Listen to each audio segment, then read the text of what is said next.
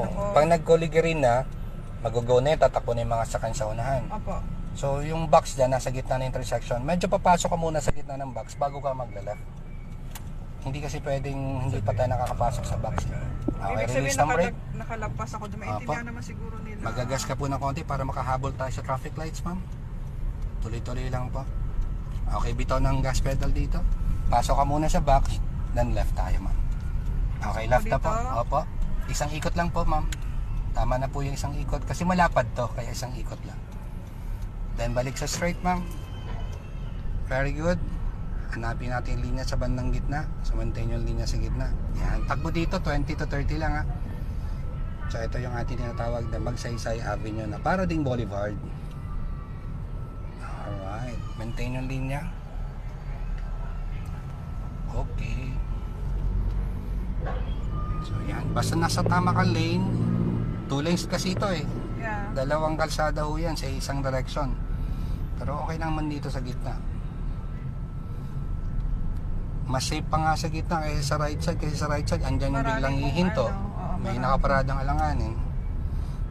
So mas safe pa rin dito sa gitna. Total sa lugar na to, hindi naman natin kailangan bumilis. Tuloy mo lang. Basta may distansya sa sakyan sa unahan. Kahit po padyak ka, may distance pa rin tayo. Kahit ka motorsiklo, kahit bisikleta, keep distance. Huwag mo lalapit dyan sa sakyan sa unahan. Okay. Magla-left naman po yung ating padyak. Tayo naman straight. Diretso ulit. Tuloy-tuloy. Ayan, meron tayong pedestrian lane. Kung sakali may tatawid, magpapatawid. Kung may tatawid. Kung wala naman, dahan-dahan lang po tayo magpapatakbo. May pedestrian lane na ako. Pedestrian ako nakita. Huwag mong businahan. Pedestrian yan. Okay, libre na. Tayo naman po ngayon ang gagalaw. So, magbibigay talaga tayo ng daan sa pedestrian. I-maintain lang yung linya. Huwag masyadong malapit sa pampaserong jeep. Yan ang hindi mo dapat, ma'am, sinusundan ng malapit. Yung mga lahat ng klase ng pampaserong sasakyan. Tulad ng bus, jeep, van, tricycle. Sama mo na yung pwede ka po padyak. So, lagi tayo may distansya sa kanila. Tuloy-tuloy ulit. Approaching tayo another intersection. Na-maintain yung linya. Yung mata naman ay nakikita ko umiikot at sinisilip yung mga salamin. So tama po yun. Tuloy-tuloy lang, ma'am. Ayan, approaching naman another intersection. So kailangan mag-slow down. Hindi naman kailangan pang tumigil. Slow down na muna to check left and right. Kung safe, tuloy-tuloy lang tayong tatawid. Another intersection yan. I-observe mo yung mga kasama natin kung anong mga plano nila. Okay. Kami naman na magkocross. Alright, and straight ulit. Diba kahit may truck, hindi natakot si ma'am. Nagbago na kaagad. Sabi ni ma'am, anong kala nyo? Basta nasa linya ako, sabi ni sir, dito lang ako. Hindi nyo ako sa... Pero dapat lagi mong i-anticipate o hulaan mong bawat galaw nila. Okay, diretso pa rin. Magsaysay Avenue pa rin naman to. Another intersection ulit. Bibitawan yung gas pedal. Nakalalay sa brake. At may plano yatang tumawid yung sasakyan na puti. Tapos observe ulit, left and right. Okay, free na naman. Tuloy ulit. Alright.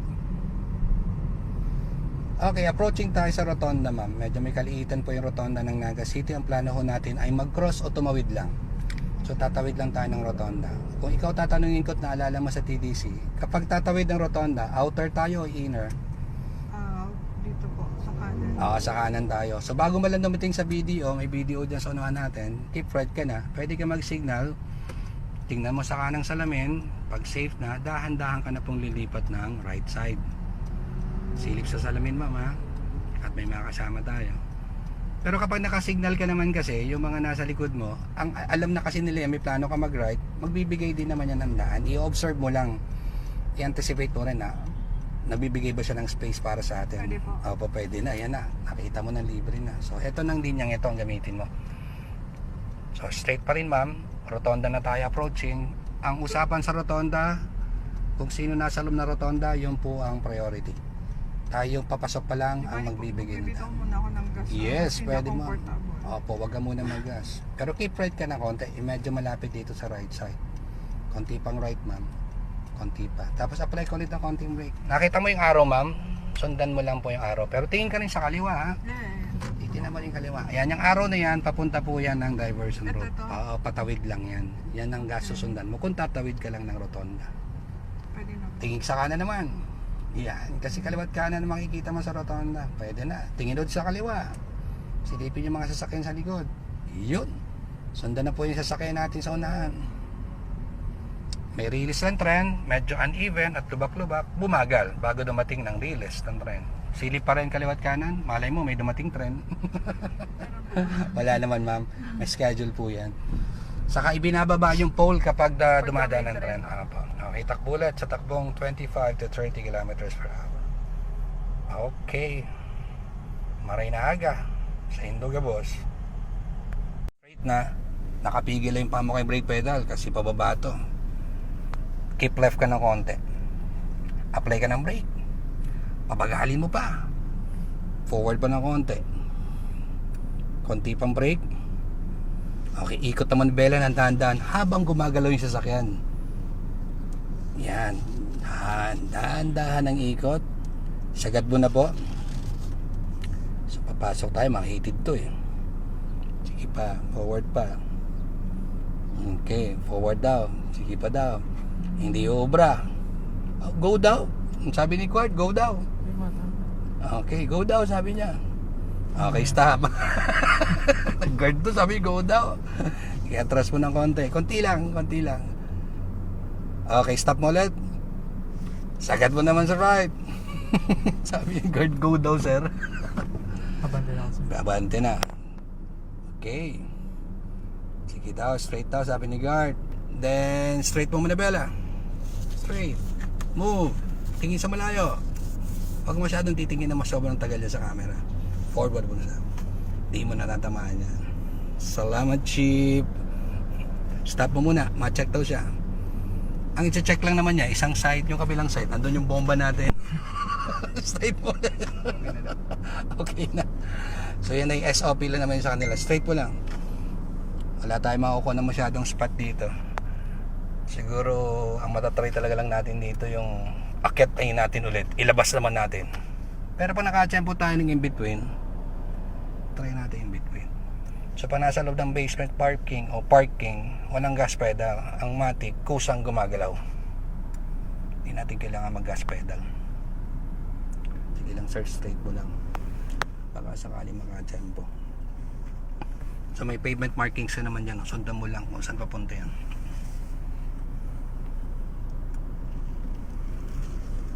Okay, apply ka nga na konting brake sa part na to, sir. Kasi yan, sarado pa yan eh. Dito tayo papasok. Walang bakante. Wala tayong masusubukan na in between. Tama na muna sa manabela para hindi maiwan yung likod. Balik tang straight. Ng dahan-dahan. Habang gumagalaw ang sasakyan. Pag iniikot mo yung manabela, tapos gumagalaw yung, mas maganda may movement pa rin. Huwag mo i-full stop. And straight mo ulit. Tuloy lang. Iikot lang tayo. Tapos akyat tayo ulit.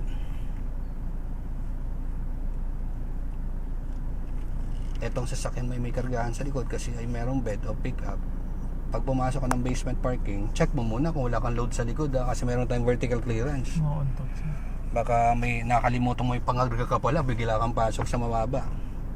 So check muna, kaya may vertical clearance tayo, kailangan sinisilip. After niyang posting yan, dahan-dahan ikot mo manibela, pero hindi mo kailangan huminto. Mabagal lang. Yun, ganyan lang. Tapos balik mo na straight. Yan, ganun lang. Apply ka na konting brake. Keep left ka daw ng konti, sir, kasi bubelo ulit tayo, mahaba auto mo eh. Apply ka na konting brake sa part na to. Pag medyo malapit ka na dyan sa posting yan, dahan-dahanin mo nang ikutin mo na bela mo pa right. Habang gumagalaw.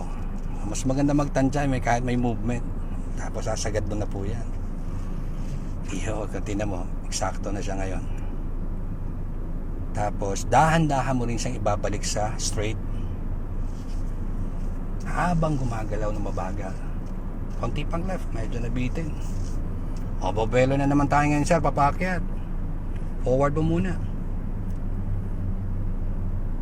Palampasin mo yung kalahati ng sasakyan bago ka mag-right. Stop mo nga sa part na to. O, di ba lampas na? Ikuti mo nibela sa right.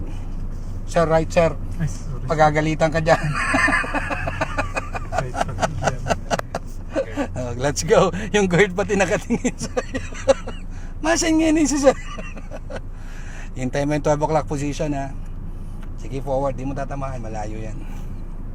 Habang nag-a-apply ka na konting gas, kasi papaakyat yan. Konting gas. Very light lang sa gas. Kaya yan. Lakas ng makina nito. Imposibleng di kayahin. Then, dahan-dahan ang balik ng straight. Tuloy-tuloy mo na. Kailangan mo ng gas. Pag hindi ka nag-gas, atras tayo. Alright. Sabi ng guard, masan ngayon eh? Straight mo ulit, sir. Kakanan tayo ulit dyan. Good.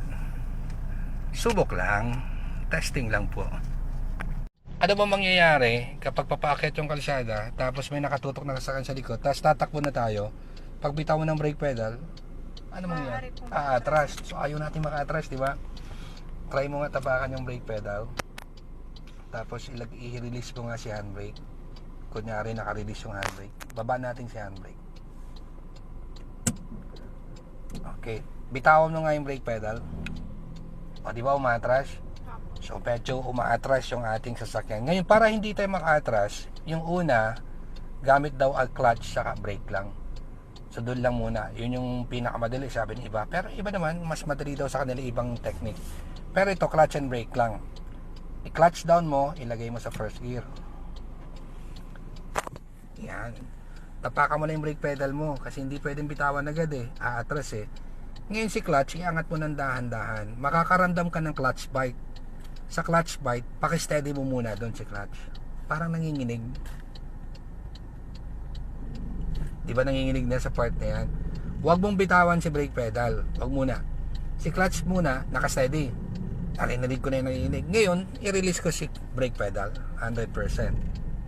Tapos tulungan mo ng konting gas. Very light lang ng gas. So, hindi ka makaka-atras ng sasakyan sa likuran. Tigil mo ulit. Stop tayo sa part na to. Sa unahan. Diyan sa walang init. Yan, forward pa. So, medyo paakyat to. It's uphill. Konting left para bumalance na. Stop po sa part na to. Subukan mo nga ulit.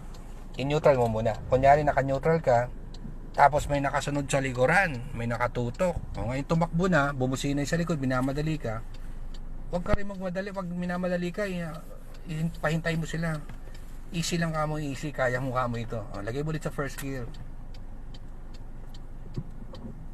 Hintay mo yung clutch bite.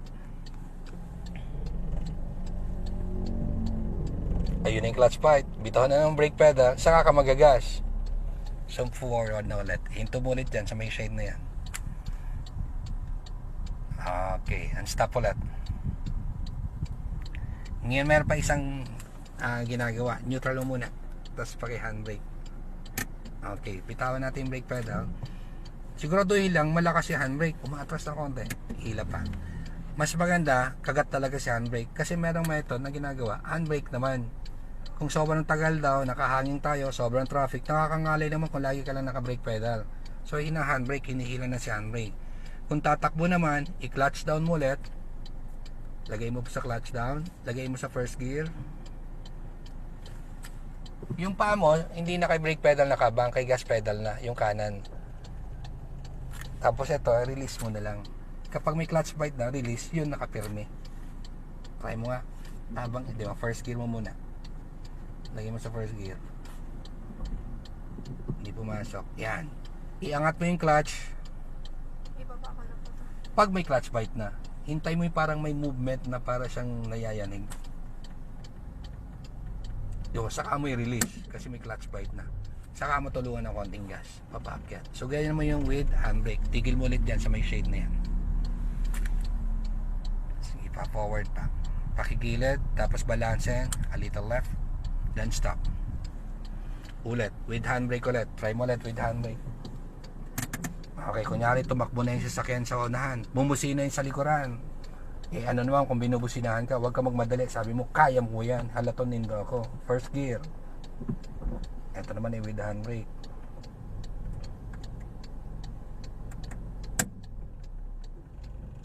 Okay, bigyan ng konting gas. Alright. Stop mo ulit siya sa part na yan. So pag mabagal po, pag umihinto kami, nauna na si clutch bago mag-brake. Kapag mabagal at gumaba pa lang. Okay, neutral, handbrake for safety. Yan, practice kami ng uphill dito po sa Panikwason. Kuha agad ng estudyante ko. Nagmumotor na ito, matagal na eh. Tapos nag-auto pa. Kaya medyo konting gamayan na lang ginagawa namin. So drive and keep safe always. Mabuhay po.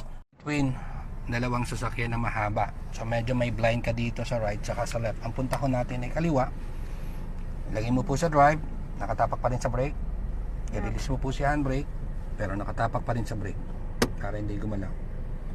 Okay, ilalabas po natin yung half ng sasakyan. Pwede maging reference ang balikat mo. Itapat mo dyan sa likod ng pickup na to. Saka ho tayo tuluyang kakaliwa. Pero dahan-dahan lang. Ang mata natin titingin ka pa rin kaliwa at kanan. Okay, move muna tayo forward ng dahan-dahan. Maging aware lang sa mga maaaring dumaan galing sa kanan at kaliwa.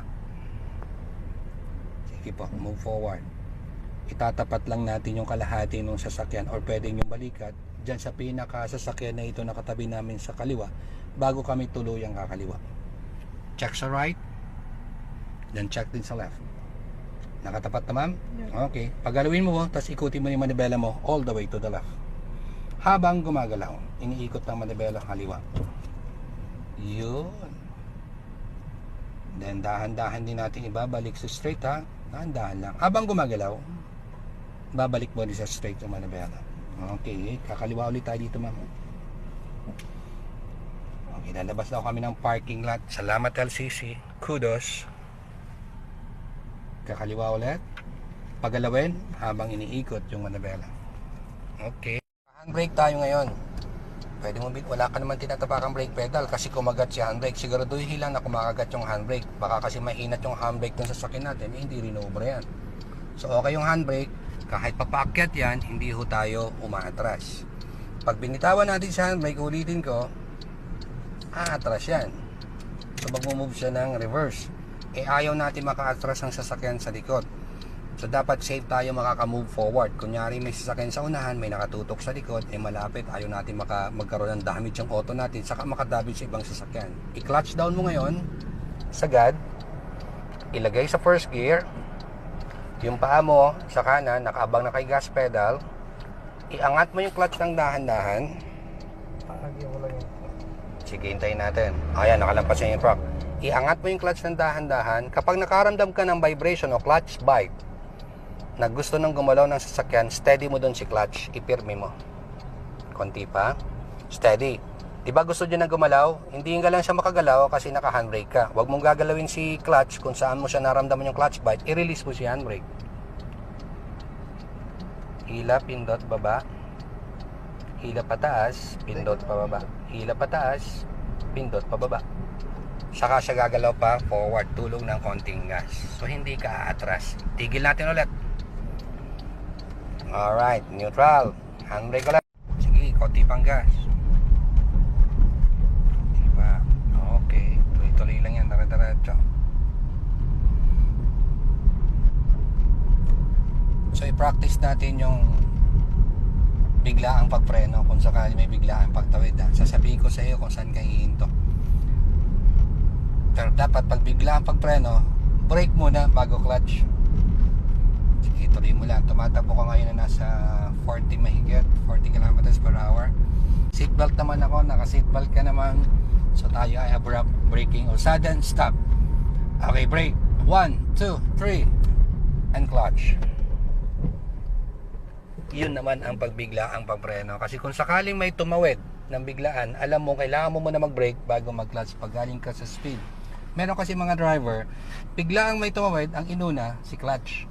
Lalo yung bibilis para siya nag-free wheel. So ang tamang pagpreno, biglaang paghinto, brake muna bago clutch. Huwag po mag-alala mga followers natin, student drivers. Bago ko po pinagawa yung kay Ma'am Kim, sinilip ko muna sa salamin ko sa kanan, saka sa sarili kong review kung walang sasakyan sa likuran kasi delikado yun. So ganun tayo kapag abrupt braking, bigla ang pagpreno, may biglang tumawid, brake muna, then susunod na si clutch kapag naka-full stop na. Dagdag driving tips and tricks sa ating mga student drivers, driving keep safe always. Mabuhay po. Manibela straight lang. Tapat mo yung balikat mo kung saan tayo paparada. Ikit namin yung sarili mo. Okay na? Isagad mo yung manibela mo, left. Okay, so nakasagad ng left. Ang tendency ng sasakyan natin, pumunta dyan sa may kay Velos na yan. Lapitan mo si Velos pero hindi mo babanggain. Tutumbukin mo lang siya pero hindi mo babanggain. Let's go. Clutch control, mama. Okay, lapitan mo pa. Okay, stop. Isagad mo yung manibela, right. Aatras po tayo. Tip, left. Angat mo po yung clutch ang dahan-dahan. Tingnan nyo po, habang umaatras ka, nakasagad ka sa kanan, papunta ka na kung saan tayo paparada. Okay, and stop. Konti pa, ma'am, konti pa. Atras pa na konti. Yan. To the left naman tayo. Ilagay mo na ngayon sa first gear. I-forward mo ng dahan-dahan habang binabalansi mo yung parking nosin mo. Alright. And stop ulit. Clutch and brake. Neutral for safety. Handbrake for stationary parking. Ganoon naman tayo kapag parking nose in sa pagitan ng mga sasakyan. So ano mas madali? Pabante, patras. Patras. Patras, di ba? Mas easy. Patras po. Tapos ang gandahan pa po ng reverse parking, madali ka nakakalabas. Ito yung hassle pag transmission. 2 pedals lang yan, engine start, keyless tayo. Tapakan mo yung brake, pindot. Oh, yan yung mag-start. Kasi pag hindi mo tinapakan yung brake, hindi yan i-start. So, kailangan tapakan yung brake bago pindutin yung ating engine start. Kapag take off ka naman, galing ka sa park, ilagay mo sa drive. Drive. Letter D. Huwag mo muna bibitawan si brake ha. I-release mo muna si handbrake. Saka tayo tatakbo. Let's go. So, yun po ang ating pag-engine start hanggang pag-take off. Drive and keep safe. Always. Mabuhay po. Ipapatay na ng makina.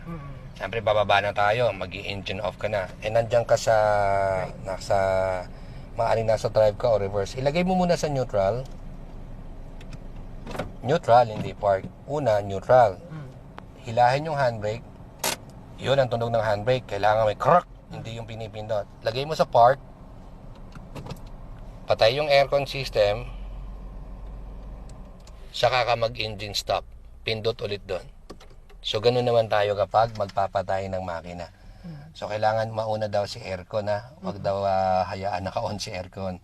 Saka mo mag-engine stop. So, dagdag driving tips and tricks para sa ating mga student drivers at dating drivers. Drive and keep safe. Always. Pabuhay po. Mas delikado daw yung likong kaliwa kaysa sa likong kanan. Lalo na kung tatawid ka sa kabilang kalsada. So, i-observe mo yung mga sasakyan galing dyan sa kaliwa. Ganun din sa kanan. The rule is gumapang. Pwede ka mag-crawl ng dahan-dahan. So, observe natin. Lalo na highway to, malalaking sasakyan. So, yun yung practice natin. Kasignal ba tayo? Ayan, ayaw ng tricycle. Dapat kaliwat kanan ng tingin. Pareho kang mabilis ang dalawang side. Mas maganda kung straight mo lang yung manibela. Kasi ang punta lang naman natin doon eh. Diretso ka muna o cross ka muna dun sa kabila. Check sa right, check sa left. Dami. Actually nagbibigay yan. Kaya dapat mabilis ka din mag-react. Dapat makapag-decide ka rin kaagad.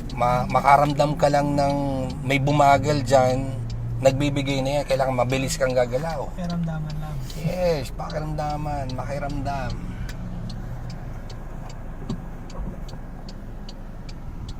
Palagay mo. After this. Ayan. Medyo bumibelo na dito. Dito rin, medyo malayo dito. Okay, after ng motorcycle. Yun na. Pagkakataon na. Alright. Tingin pa rin, may pahabol tingin. Okay. Pasok.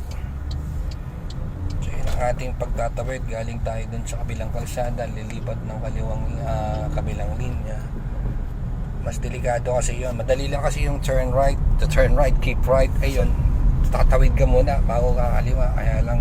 Kaya mabilis ang tingin kaliwat kanan, tapos mabilis din kayo magdesisyon at makiramdam sa mga magbibigay ng daan. Kung may nagbibigay pa, meron pa naman, pailan-ilan.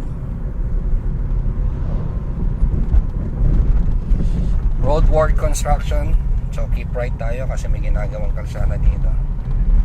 Ayan, may mga hazard marker. Okay.